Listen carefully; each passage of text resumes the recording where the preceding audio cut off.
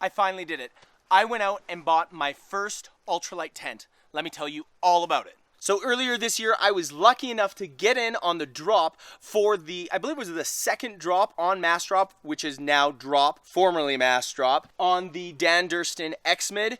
It was an incredibly popular tent, and it sold 300 units in the first 12 hours. And I was lucky enough to be one of the first people to place my order. And after a long wait of, I think, about 3 months, I finally got it this April, and I've now taken it on a 5-day trip. This is a 4-day trip that I'm taking it on. I took it up a really difficult, rocky terrain, up a ridge, mountain ridge. I've taken it to Carnarvon Lake. I've gone on at least 4 plus a couple of test trips in there, backcountry trips with this tent. So I feel like I've kind of honed in on setting it up, getting a good pitch, as well as a few of the things that maybe might change in the future, but for the most part, I am very pleased with this tent. Let's quickly go over some of the specs. Now, the weights for this tent are kind of in a range, depending on where your tent was cut from in the line of fabric. There's been people who have gotten tents as low as 1.8 pounds to people like myself who are a little bit more close to 2 pounds. This entire kit, including guy lines and stuff sacks and tent pegs, is 2.06 pounds. The fly is 1 pound, 3.4 ounces, and the inner is just 10.2 ounces. Everything else is just those stuff sacks and those pegs. This tent does come with titanium shepherd hook pegs, which are awesome and worth the money in that sense. Like, these add extra value to the tent themselves, so pretty happy with that. And honestly, all in all, this is a great tent. Let me take you to the other side of the tent and show you a few of the details. So I will show you guys a quick teardown of this tent and set back up to give you guys an idea of how this tent sets up.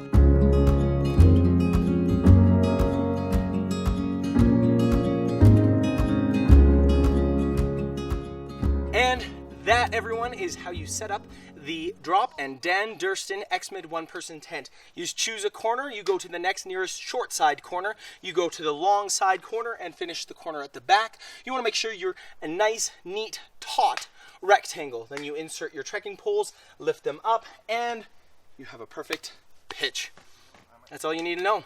It requires 2 trekking poles to create this beautiful, nice ridge along the top. The inner is then buckled in to each of those separate ridges, which you can just keep it buckled in the entire time, or you can take it out every time you set up and take down. I personally prefer to keep it all together as one, because in a rain shower, I can just open this up like a tarp, lay it on the ground, and that way my inner has completely remained dry. There's none of that awkward laying the inner down, then setting up the pitch of the fly, and in the meantime, the inner getting some water on it. So far I've been really happy with that.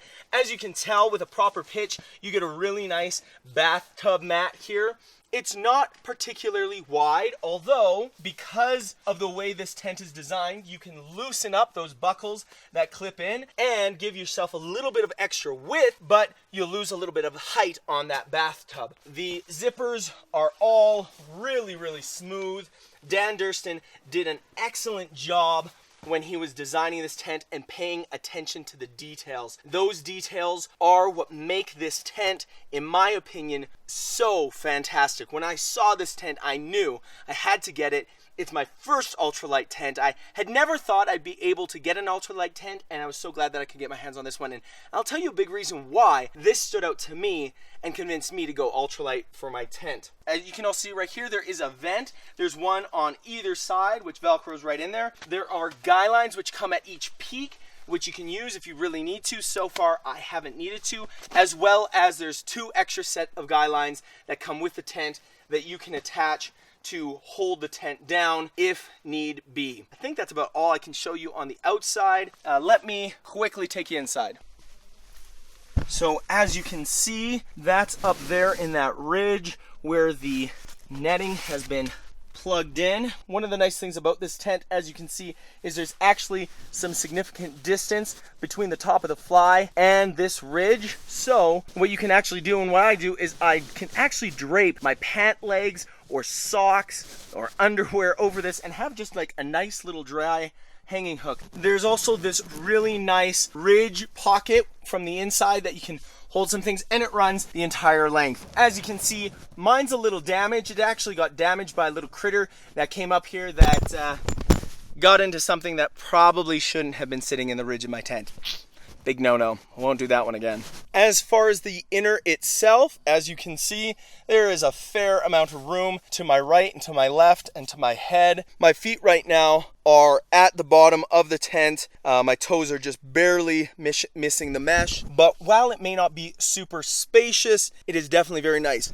And more than tall enough for a person to sit up in, get changed in. Plenty of inner room in this inner. As you can see, this tent is a double door tent, and with that it has 2 vestibules, but not just any old vestibules. The vestibule in this tent are massive. Let me show you what I'm talking about. So as you can see, the vestibules here are simply huge. To give you some perspective, that is my leg from my thigh all the way to my toe, and I can go even further. There's really more than enough room to put your full backpack and more. I have not yet filled up both vestibules. I just can't. I don't bring enough gear with me on one trip to fill up both of these vestibules. All that to say, however, this tent is not without its drawbacks. I've told you guys some of the selling points of this tent, but now I want to tell you a few of the things that might not make this tent the best, or maybe something that I'm going to change, but it might not be the best for you.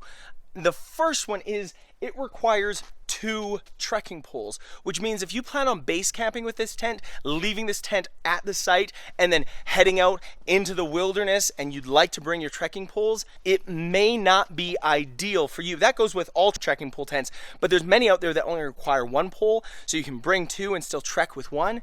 Now, I have been able to go into the woods and see if I can find a nice stick, and so far every time I've had to do that, I have been able to kind of wedge it in and use that to pitch my tent so I can take my trekking poles out. So that hasn't been too big of a deal with me, but if you're in a place where you can't find those sticks, you're gonna have to go trekking pole-less. The other thing that I found is when you pitch this tent on uneven ground, you can get a lot of distance at the bottom on depending where you're pitching and how you're pitching, which means you can get some wind drafts. I know that I've talked to Dan and he's given me a couple pointers on how to minimize that, and I've really tried to hone that in, and right now, as you can see, I've got just about 1 inch all around the edge. But in this corner right here, where the ground sinks down just a little bit, it's almost inevitable there's going to be a little bit of a wider gap. And I've had some really lumpy campsites where no matter what I tried, I just couldn't get all the edges even and flat. Didn't affect the pitch, but definitely let a little bit more of a breeze in. The other thing that I'm not crazy about this tent, and this is something that I'll probably change,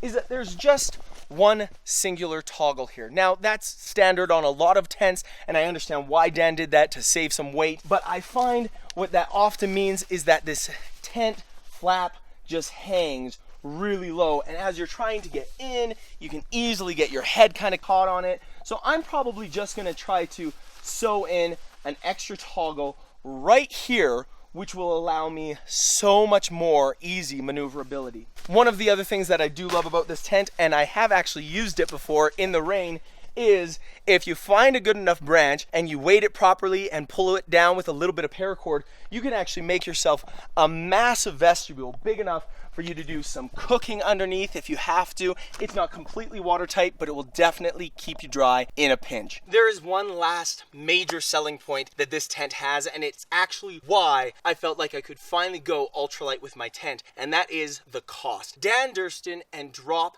have partnered together to create an incredibly affordable tent that is an awesome ultralight option for beginners and experienced backpackers alike. At only $200 US, this tent is phenomenally priced. I had to pay a little bit extra because I'm Canadian, and I had to pay a little bit extra to get it into the country For less than 350 Canadian dollars, it was more than worth it for me. I'm so happy with this tent. I can't wait to take it on more adventures, perhaps even one day a through hike. I don't know, we'll just have to see, but super stoked. If you're looking to go ultralight, if you're looking for a way to get into that market, but you're not ready to go with just a tarp or go with a single wall tent, you can have a double wall ultralight option with the Drop and Dan Durston X-Mid one person. I should also mention, for those of you who'd like to go a little bit more luxurious or like to camp with two people, they have just released the Dan Durston and Drop X-Mid two person over on drop.com. Go check it out. It's an awesome tent. I highly recommend it, and I can't say enough. If you'd like to hear another product that I bought this year that saved me more weight off my backpacking kit, why don't you click this link right here